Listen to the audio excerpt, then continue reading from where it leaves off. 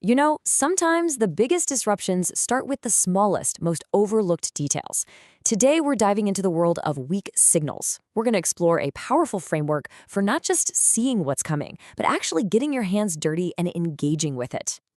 So here's what we're going to cover. First, we'll look at some cautionary tales, giants that stumbled. Then, we'll pinpoint the exact problem, something called the sense-making gap. From there, we'll introduce a brand new framework for action, break down its 4 key strategies, and finally, wrap it up with how you can use this toolkit to start shaping your own future. All right, let's kick things off with a few cautionary tales. It's one of the great mysteries in business, isn't it? Why do these massive, successful companies sometimes just fall? We're talking about companies that had it all. The smartest people, tons of cash, the best technology for spotting what's next. So where did it all go wrong? I mean, think about Nokia. They were the absolute kings of mobile phones, right? They saw the first glimmers of the smartphone, but they totally underestimated the shift from just making hardware to building a whole software ecosystem. They just couldn't make sense of the new rules of the game, and that hesitation cost them everything. And then there's Kodak, and this one is just peak irony. They literally invented the first digital camera. They held the future in their hands, but they couldn't bring themselves to mess with their super profitable film business. They saw the signal, clear as day, but they just couldn't act on it. And we can't forget Xerox, the graphical user interface, the computer mouse. These were revolutionary technologies that were developed in their own labs. They literally invented the future we live in today, but they just let it walk right out the door for others to build empires on. So here's the kicker, the really crucial point. They all saw the future coming. So what went wrong? The problem wasn't a lack of detection. It wasn't that they were blind. It was a failure of interpretation, and even more importantly, a total failure to act. And that failure to act, well, that brings us right to the heart of the problem, what we call the sense-making gap. This is where we can really diagnose the breakdown between seeing a signal and actually doing something about it. So the key concept here is the weak signal. Now, this is not a trend. It's more like the precursor to a trend. It's that little piece of info that seems kind of random or disconnected, but it hints at a massive future change, but only if you look at it in a new way. Think of it as the very first tremor before a massive strategic earthquake.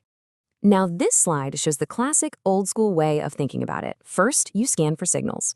Then, you probe and act. But see that middle step, sense-making? That's almost always the weakest link. And you want to know why? Because traditionally, it's been a purely mental exercise. We try to think our way to the right answer.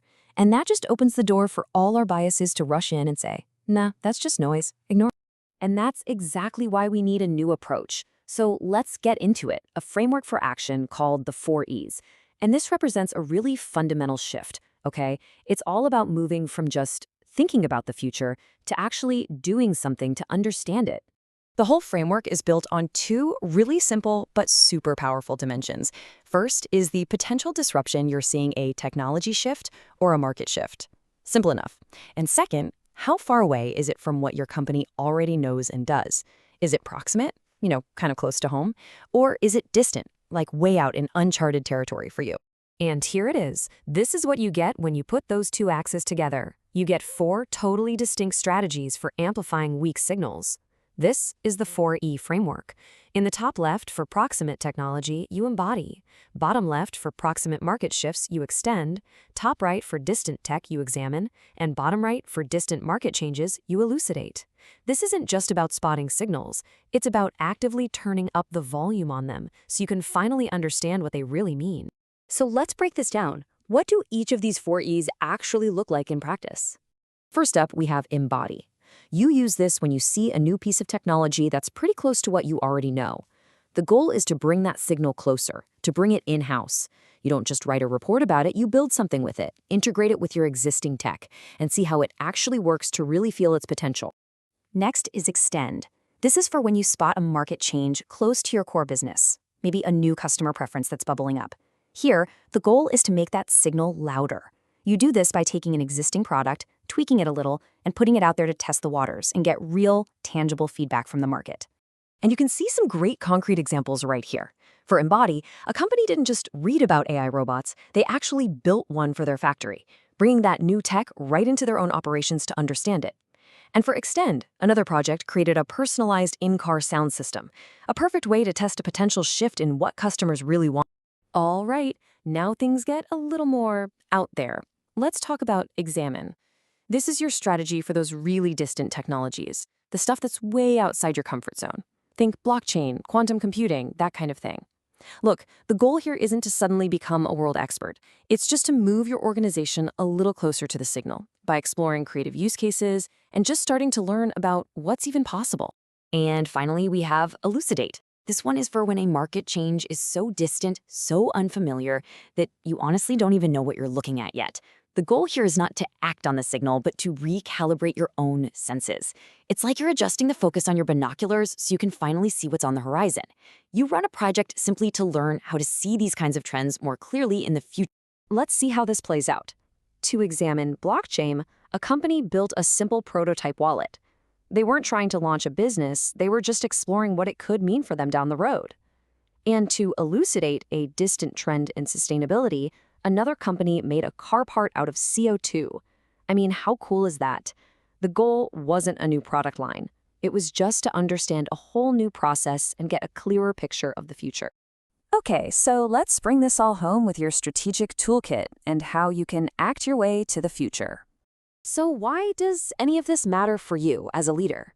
Well, the 4E framework gives you a practical way to move from just guessing to learning by doing, and helps you build a smart portfolio of small, smart experiments to make sense of all the noise out there. It's how you can take all that crazy uncertainty and turn it into your greatest strategic advantage. You know, in the end, it all comes back to that amazing quote from Peter Drucker. The best way to predict the future is to create it. This framework isn't about gazing into a crystal ball. It's about getting your hands dirty, rolling up your sleeves, and building little pieces of the future to truly understand it. That is how you build a truly hyper-aware organization. So I'll leave you with this. What weak signal are you going to start amplifying today?